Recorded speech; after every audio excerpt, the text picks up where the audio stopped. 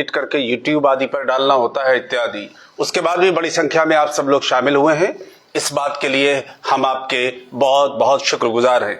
आज का दिन बहुत महत्वपूर्ण है और महत्वपूर्ण इसलिए है कि आज स्वर्गीय पंडित नेहरू जी की जन्म जयंती है।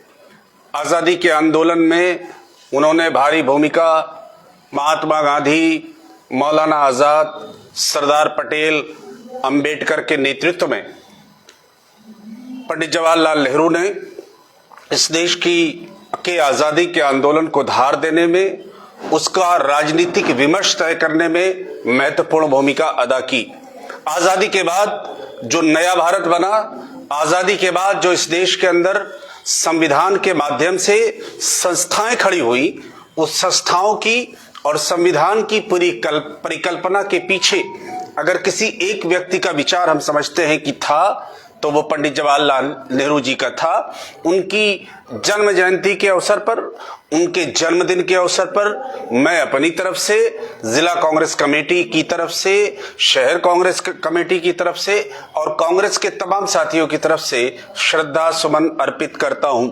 साथ ही साथ आज देश के सामने एक बहुत महत्वपूर्ण चुनौती भी है। देश में लोकतंत्र की जड़ें बहुत गहरी इसलिए बन पाई हैं कि इस देश के अंदर हमने संविधान के माध्यम से संस्थाएं खड़ी करने का काम किया। विशेष रूप से कार्यपालिका, न्यायपालिका, विधायिका और मीडिया को हम उसका एक हिस्सा मानते हैं। और लोकतंत्र में जो सबसे महत्वपूर्ण बात होती है वो ये होती है कि जनता ही मालिक होती है और जनता ही फैसले करती है कि राज्य के स्तर पर और देश के स्तर पर शासन करने का अधिकार किस दल को या किस व्यक्ति को होगा।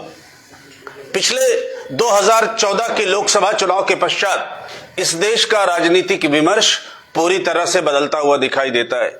लोकतंत्र की जड़ें हमारी जितनी मजबूत थी, उस लोकतंत्र की जड़ों को लगातार कमजोर करने का प्रयास शाह और तानाशाह के इशारे पर देश की संस्थाओं के माध्यम से, विशेष रूप से election commission, ED, CBI, income tax और अन्य संस्थाओं के माध्यम से लगातार लोकतंत्र को और जमहूरियत को कमजोर करने का काम किया जा रहा है। हमारे नेता श्री राहुल गांधी जी ने समय समय पर यह बात कही है और वो लगातार इस बात की आवाज को पूरे देश के अंदर मजबूती के साथ बुलंद करने का काम कर रहे हैं कि किसी भी कीमत पर देश में जमहूरियत कमजोर नहीं होनी चाहिए। उन्होंने कुछ दिनों पहले प्रेस वार्ता के माध्यम से ये तय कहा कि हरियाणा में 25 लाख फर्जी मतदाताओं के माध्यम से भारतीय जनता पार्टी ने कांग्रेस पार्टी के जीते हुए चुनाव को भी चोरी करने का काम किया है। उन्होंने 25 लाख फर्जी मतदाताओं का डेटा मीडिया के माध्यम से देश की जनता के सामने प्रस्तुत करते हुए इलेक्शन कमीशन से सवाल भी किया, मगर इलेक्शन कमीशन ने आज तक किसी तरह का कोई जवाब नहीं दिया। एसआईआर के माध्यम से इलेक्शन कमीशन देश के लोगों के मताधिकार का दुरुपयोग करना चाहता है। मताधिकार से पिछड़ों को, अल्पसंख्यकों को, दलितों को और समाज के कमजोर वर्गों को वंचित करना चाहता है। उत्तर प्रदेश में भी एसआईआर का काम चल रहा है। 4 तारीख अंतिम तिथि है। हम समाज के सभी कमजोर वर्गों से ये गुजारिश करना चाहते हैं और विशेष रूप से विपक्षी दलों के कार्यकर्ताओं से ये आग्रह करना चाहते हैं कि एसआईआर को बहुत जिम्मेदारी के साथ लीजिए, इसलिए कि बिहार के नतीजों के जो रुझान आ जा रहे हैं वो इस बात की तरफ इशारा करते हैं कि 47 लाख से अधिक मतदाताओं को बिहार में एसआईआर के माध्यम से इलेक्शन कमीशन ने बाहर करने का काम किया और हमें ऐसा लगता है कि बिहार में वोट चोरी करने का प्रयास भी इलेक्शन कमीशन के माध्यम से भारतीय जनता पार्टी और उनके गठबंधन ने किया है। इसलिए मैं आपके माध्यम से भी चाहता हूं कि ये बात मछली शहर में, जौनपुर जनपद में और पूर्वांचल के जनपदों में आपके सोशल मीडिया के माध्यम से, प्रिंट मीडिया के माध्यम से और अन्य जो मीडिया के दूसरे टूल्स हैं उनके माध्यम से ये बात पहुंचे कि लोकतंत्र के बुनियादी विचार को, वोट देने के अधिकार को, संवैधानिक मूल्यों को, संविधान के मूल विचार पर भारतीय जनता पार्टी राष्ट्रीय स्वयंसेवक संघ के विचार से प्रभावित होकर लगातार उस पर हमला करने का प्रयास कर रही है। मगर कांग्रेस पार्टी पूरी शिद्दत के साथ, पूरी ऊर्जा के साथ, पूरे जुनून के साथ, पूरे जज्बे के साथ हम ईमानदारी से अपने नेता श्री राहुल गांधी जी के नेतृत्व में और कांग्रेस अध्यक्ष श्री मल्लिकार्जुन खड़गे जी की देखरेख में जिम्मेदारी के साथ जमीन पर लड़ाई लड़ने का काम करेंगे। इस जिले में जिला कांग्रेस कमेटी के सम्मानित अध्यक्ष भाई प्रमोद सिंह जी, शहर कांग्रेस कमेटी के अध्यक्ष भाई आरिफ साहब और हमारे जो दूसरे मोर्चा संगठन है, NSUI, युवा कांग्रेस, सेवा दल, महिला कांग्रेस, अल्पसंख्यक, पिछड़ा और दलित विभाग, ये सारे साथी मिलकर पूरी ताकत के साथ उत्तर प्रदेश में लड़ाई लड़ेंगे। 27 का विधानसभा का चुनाव लोकसभा के चुनाव के पहले एक फाइनल चुनाव है, सेमीफाइनल चुनाव है और 29 का लोकसभा का चुनाव एक फाइनल चुनाव समझा जाएगा। तो हम पूरी शिद्दत के साथ लड़ाई लड़ेंगे। मीडिया के साथियों का कोई भी प्रश्न है तो वो आमंत्रित है। आपने पंचायत चुनाव का जिक्र नहीं किया। हाँ, पंचायत चुनाव हमारे लिए बहुत महत्वपूर्ण है और पंचायत चुनाव का जो मूल विचार था वो स्वर्गीय राजीव गांधी जी का था। पंचायत में जो भूमिकाएं महिलाओं की निर्धारित हुई वो स्वर्गीय राजीव गांधी जी के विचार के चलते संभव हो पाया। पंचायतों को जो अधिकार प्राप्त हुआ, पंचायतों को जो धन प्राप्त हुआ, वो सारा का सारा विचार स्वर्गीय राजीव गांधी जी के विचार के चलते ही जमीन पर उतर पाया है। पंचायत का चुनाव हमारे लिए बड़ा महत्वपूर्ण है। कांग्रेस का एक एक कार्यकर्ता पंचायत के चुनाव में गंभीरता से लगकर कांग्रेस के समर्थित प्रत्याशियों को और जहां कांग्रेस पार्टी के प्रत्याशी नहीं होंगे वहां इंडिया गठबंधन के प्रत्याशियों को जिम्मेदारी से चुनाव लड़वाकर जितवाने का काम करेगा। बीजेपी के लोग कह रहे हैं कि पंचायत चुनाव भी हम जीतेंगे यूपी में।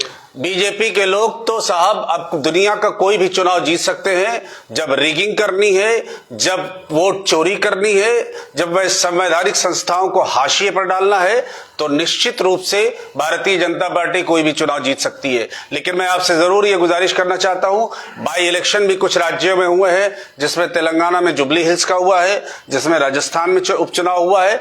इन उपचुनावों में जहां पर हमें लगता है कि रिगिंग नहीं हुई है, जहां फर्जी वोटर नहीं बने हैं, वहां पर तो कांग्रेस पार्टी चुनाव जीती है। लेकिन जहां पर पूरे राज्य का चुनाव हो रहा है वहां पर इंडिया गठबंधन चुनाव इस तरह से हारता हुआ दिखाई दे रहा है जिसकी कल्पना देश के किसी भी राजनीतिक पंडित ने नहीं की थी। तो हमारा स्पष्ट समझदारी है कि भारतीय जनता पार्टी और इलेक्शन कमीशन की मिलीभगत से चुनाव में कुछ ऐसा हो रहा है जो कि सामान्य नहीं है। त्रिस्तरीय चुनाव में जो है फोकस रहेगा या नहीं, क्या कहेंगे? बिल्कुल, राजनीतिक दल होने के नाते हमारी जिम्मेदारी है और हम हर चुनाव को बेहद गंभीरता के साथ लेते हैं।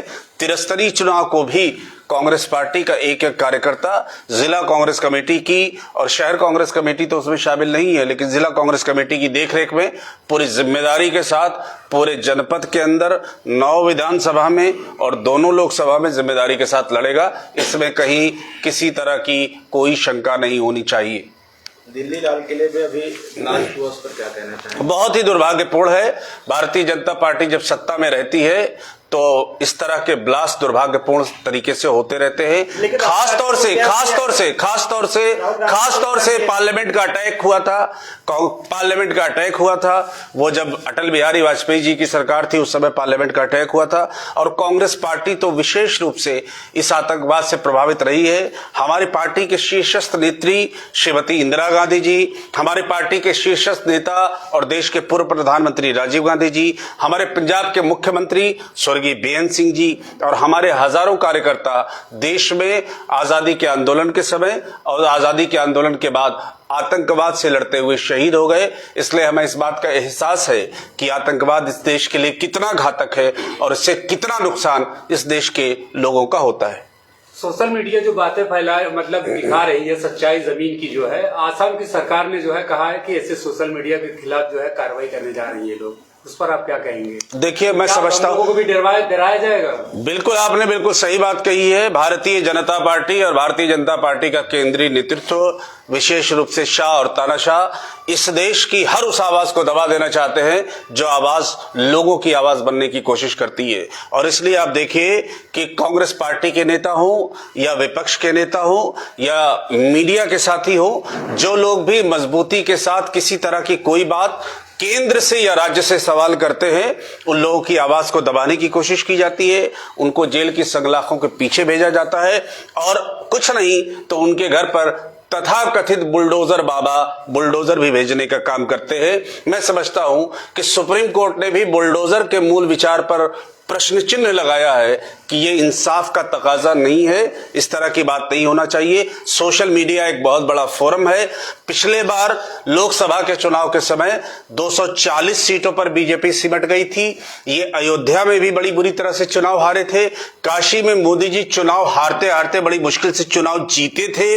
और उत्तर प्रदेश में जहां इनको लगता था कि भारतीय जनता पार्टी 80 में से 78 लोकसभा की सीटें जीत जाएंगी, हम सोशल मीडिया के साथियों के शुक्रगुजार रहे कि उन्होंने मोदी सरकार के कारनामों की पोल खोली थी, जिसकी वजह से यहां के युवाओं ने और आम मतदाताओं ने इंडिया गठबंधन के पक्ष में जनादेश दिया था। असम के मुख्यमंत्री से श्री हेमंत बिस्व शर्मा, जो कि कांग्रेस पार्टी में भी किसी जमाने में रहे और राज्य के मंत्री रहे, वो पूरी तरह से नफरत की सियासत मोदी और अमित शाह जी के इशारे पर करते हैं। चूंकि असम में भी चुनाव है और हेमंत बिस्व शर्मा को यह लगता है कि सोशल मीडिया के माध्यम से उनका और उनकी पत्नी का जो बड़ा भ्रष्टाचार है वो जनता के सामने जा सकता है, इसलिए वो सोशल मीडिया की आवाज को भी दबाने का षड्यंत्र कर रहे हैं, ऐसी हमारी समझदारी है। तो सुप्रीम कोर्ट ने जो है बुलडोजर बाबा के ऊपर तो एक्शन लिया और उन्हें जो है नोटिफिकेशन भी जारी किया। उसके बाद भी कोई अगर आरोपी खाली अगर बन जाता तो उसका बुलडोजर से घर भी। देखिए, इससे यह पता चलता है कि राज्य की सरकार और केंद्र की सरकार भी कानून को अपने हाथ में रखना चाहती है। इससे यह भी पता चलता है कि बुलडोजर बाबा बुलडोजर के नाम पर एक तरह का राजनीतिक आतंक फैलाना चाहते हैं। इससे यह भी पता चलता है कि बुलडोजर के नाम पर कोई भी ऐसी आवाज जो आवाज सत्ता के खिलाफ हो, उस आवाज को दबाने की नापाक कोशिश की जाती है। हमारा सिर्फ ये कहना है कि कभी भी कोई भी राजनीतिक दल लगातार सत्ता में नहीं रहता, जनता समय समय पर परिवर्तन करती रहती है। इसलिए राजनीतिक दलों के नेताओं को राजनीतिक शुचिता का पालन करते हुए विपक्ष के नेताओं के साथ भी और कार्यकर्ताओं के साथ भी और मीडिया की जो निष्पक्ष आवाजें हैं, उन आवाजों को भी दबाने की जो कोशिश की जाती है, ये हम समझते हैं कि लोकतंत्र के और जमहूरियत के मूल विचार के खिलाफ भी है और संविधान के मूल विचार के खिलाफ भी है। राहुल गांधी कितने सबूत देने के बाद भी जो है चुनाव आयोग एक्शन क्यों नहीं ले रहा है? सारे सबूत जो है मीडिया के सामने जो है उन्होंने रखा है। देखिए, चुनाव आयोग तो ऐसा लगता है कि श्री ज्ञानेश गुप्ता जी जो मुख्य चुनाव आयुक्त हैं, उन्होंने जो पत्रकार वार्ता की थी वो तो ऐसा लग रहा था कि जैसे भारतीय जनता पार्टी के प्रवक्ता श्री सुधांशु त्रिवेदी या समित पात्रा जी जिस तरह से बात करते हैं, उस तरह से देश के चुनाव आयुक्त बात कर रहे थे। ये बेहद दुर्भाग्यपूर्ण है। जो लोग ऐसी जगहों पर बैठे हैं जो जज के रूप में हैं, जिनके हाथ में इंसाफ करना लिखा है, अगर वो लोग ही इंसाफ के नाम पर वो पार्टी बन जाए तो इस देश के लिए और इस देश की जनता के सामने एक बहुत महत्वपूर्ण बात हो जाएगी कि इस तरह के संवैधानिक संस्थाओं पर बैठे हुए लोग भी अगर राजनीतिक दल के कार्यकर्ता के रूप में आवाज को बुलंद करेंगे तो आम जनता ही फिर इन आवाजों को रोक सकती है, दूसरा कोई रास्ता नहीं है। वही कातिल, वही शाहिद, वही मुंसिफ भी हैं। अकरबा मेरे करें खून का दावा किस पर। बहुत शुक्रिया, बहुत धन्यवाद।